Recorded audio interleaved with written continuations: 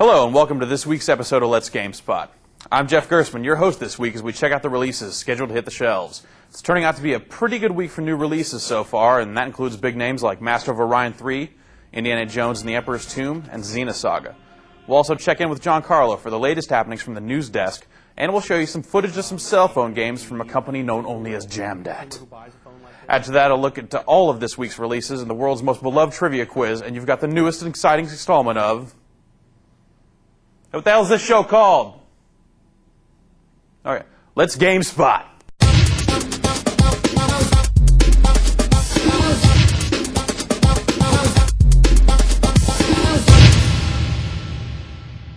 The first high-profile game we'll take a look at this week is LucasArts' latest Xbox release, Indiana Jones and the Emperor's Tomb.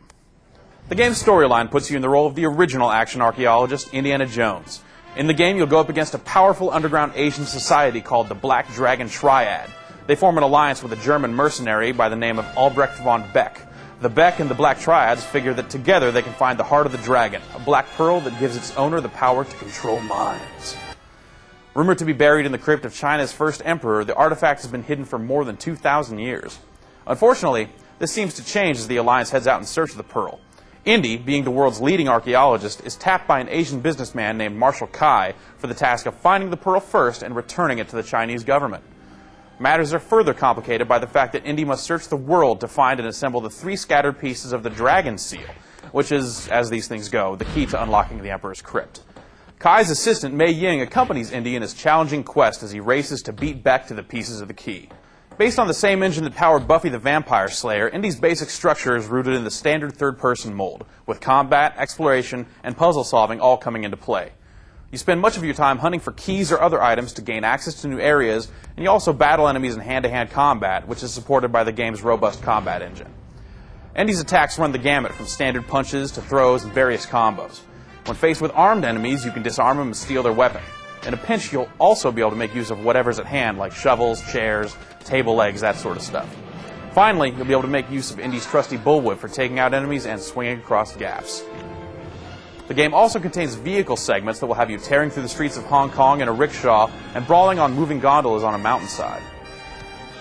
Indiana Jones and the Emperor's Tomb is hitting shelves now, and we'll have a full review real soon.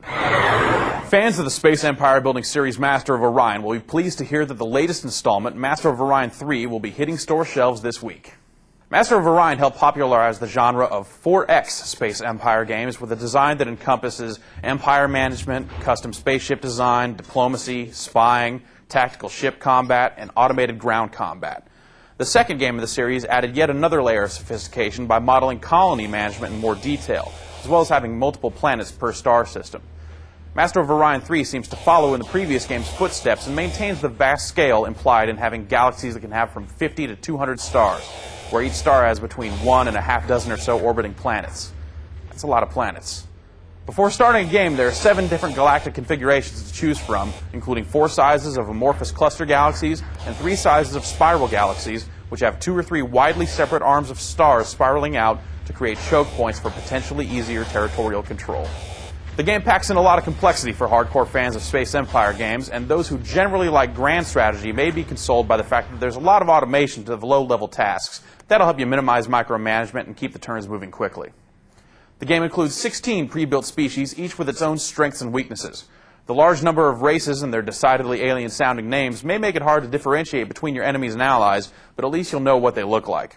It turns out that the best of the in-game graphics are the various pre-rendered animations you'll see when conducting diplomacy. The diplomacy system has a full range of proposals for you to make, including varying levels of courtesy. When trying to build an empire, galactic or otherwise, espionage can be a powerful tool for creating discord and destruction in the enemy's ranks before actually resorting to military action.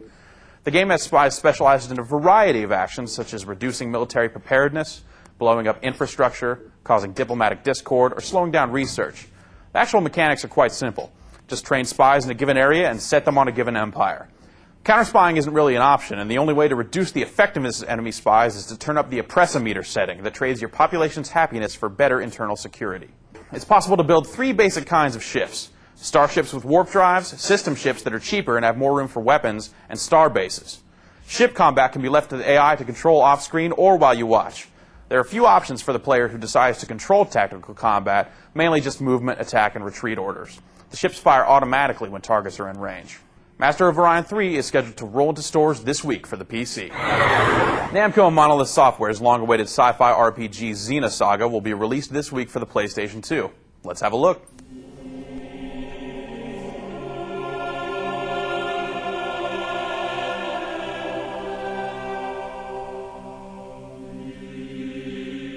Xenosaga is a science fiction themed game from a spin-off team founded by portions of the team that developed Xenogears for Square.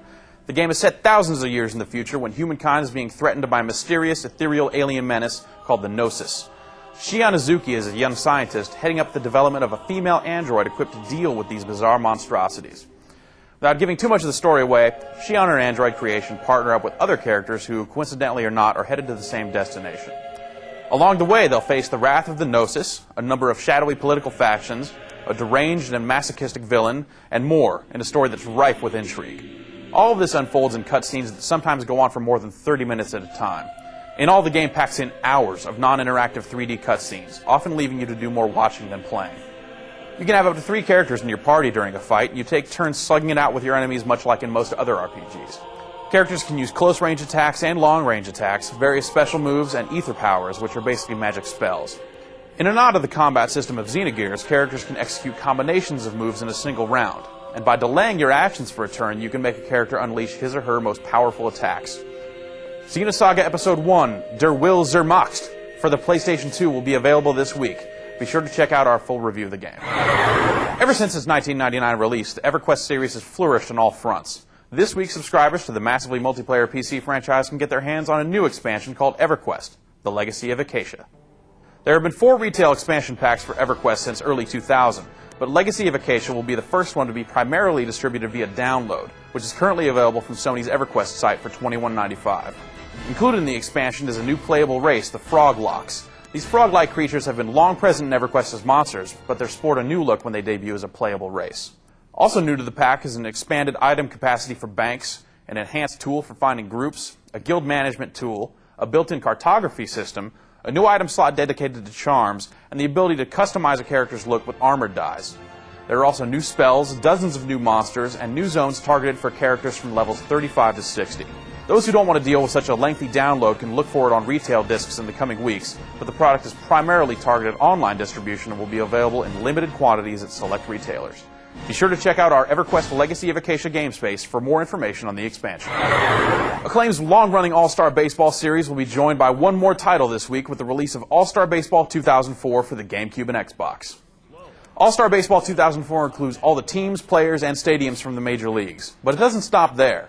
All-Star Baseball 2004 also features a respectable number of historical teams and stadiums, as well as more than 110 legendary players, including Lou Gehrig, Babe Ruth, Ty Cobb, Cal Ripken Jr., Satchel Paige, and Buck O'Neil.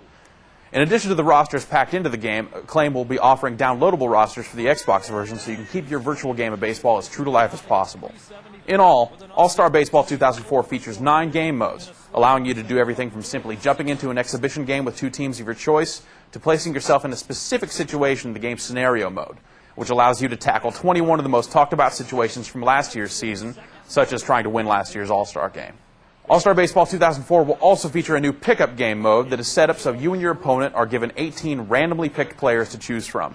You take turns picking players until you both have full teams, and then you play a regular game of baseball, just as you would if you were playing at school or in a sandlot somewhere.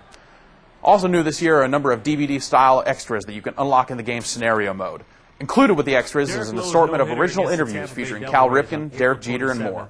Another really handy new feature in All-Star Baseball 2004 is the ability to save a game at any point so you can come back to it later. Plus, the game will feature both English and Spanish commentary. All-Star Baseball is scheduled to ship this week for the GameCube and Xbox. A PS2 version of the game will be along shortly. Dreamcatcher Interactive and Silverback Entertainment are teaming up to release Harbinger, a PC role-playing game that takes place in a sci-fi setting and comes complete with cyborgs and aliens. Harbinger features a unique setting for the game's narrative, which is set inside the various levels of a gigantic and mysterious slave ship known only as Harbinger. For as long as anyone can remember, the starship, which is larger than most small planets, has traveled the galaxy, capturing slaves from many different races. Most prisoners are either sent to the ship's grueling work camps or used as test subjects for gruesome experiments. but there are a few who have managed to slip past their captors and escape to the deserted recesses of the enormous ship. These escaped prisoners of various races have gradually formed their own sort of society by settling in different areas of the vessel.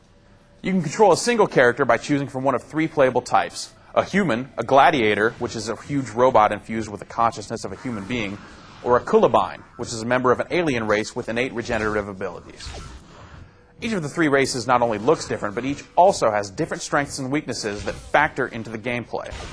In addition, the different characters have different stories, different dialogue, different interactions with other characters, and yes, different quests. Harbinger's dialogue seems decidedly melodramatic, and the game will offer different kinds of quests that involve tasks like finding missing persons and replenishing dwindling supplies, which seems appropriate for the game's dark, bleak setting. Depending on which race you play, some non-player characters may offer additional quests or refuse to even speak with you.